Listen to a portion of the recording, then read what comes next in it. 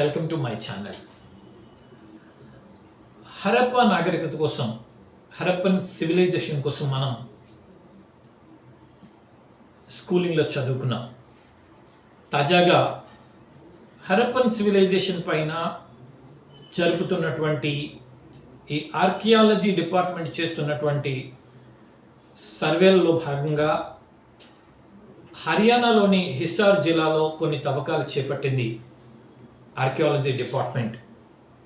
తాజాగా అక్కడ 5,000 సంవత్సరాల నాటి ఆభరణాలు అంటే ఆర్నమెంట్స్ తయారు చేసే ఒక ఇండస్ట్రీ, ఒక పరిశ్రమ తాలూకా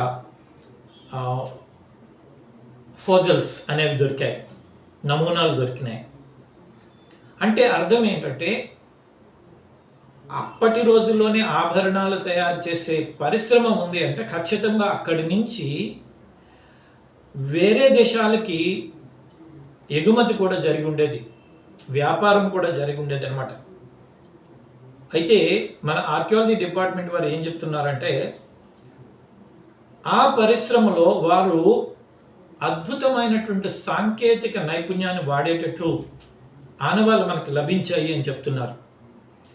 ఇప్పుడు మనం పెద్ద పెద్ద కట్టడాలు, పెద్ద సిటీల నిర్మాణం గురించి మాట్లాడుతున్నాం, కానీ ఆ రోజుల్లోనే వాళ్ళు హరప్పన్ నాగరికతలో